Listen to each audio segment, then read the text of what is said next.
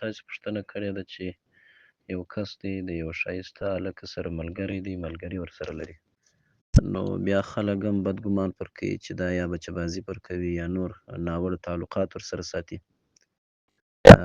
او بیا ته وایه چې سړی ورسره خوابدی سي، نو دغه خوابدتیا خو بیا کومه ګناه نه لري چې سړی نه ورسره خوشحاله کېږي.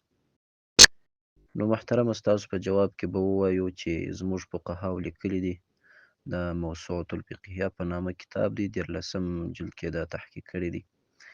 وایي صبیح الوجه هلک یعنې داسې هلک چې هغه ښایسته وي، مخ یې ښایسته وي. د دې سره دغه د لاس روغبړ کول او مچول یې او د غاړې روغبړ ورسره کول چې داسې غاړه په غاړه سي ورسره، دا په نیت د تلذذ یعنې د خوند اخیستلو چې سړی پر دې باندې خوند اخلي، دا حرام دی. حرام یې لیکلی دی، یعنې مکروه یې لا هم نه دی لیکلی، حرام یې لیکلی دی. د حرامو ارتکاب چې دی، یعنې داسې یو عمل کول چې هغه حرام وي، دا ګناه کبیره ده، لویه ګناه ده، دا بې له توبې نه بخښل کېږي.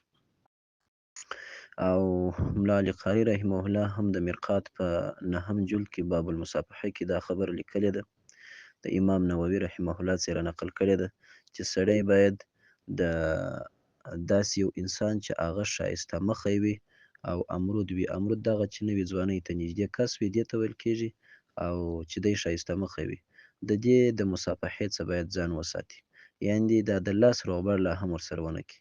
ځکه ده لیکلي دي چې وایي نظر ورته کول یعنې ورته کتل لا هم حرام دي. نو کله چې حرام سوله، نو دغه مصافحه خو په طریقه اولا حرامېږي.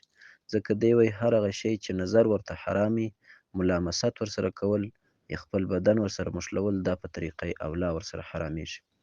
نو دا مسله دا ده ثابته سوله چې د داسې چا سره تعلقات ساتل، ملګري کول، که چیرې د یو چا دغه یقین و چې یاره زه پر دې باندې خوند نه اخلم، که لاس وروړم هم خوند نه پر اخلم، او که نوره ملګري ورسره کوم هم خوند نه پر اخلم، خو لا یو جایز کار دی، مباح کار دی، خو دا به زه فکر کوم چې په زرو کسانو کې به یو دانه داسې پیښیږي.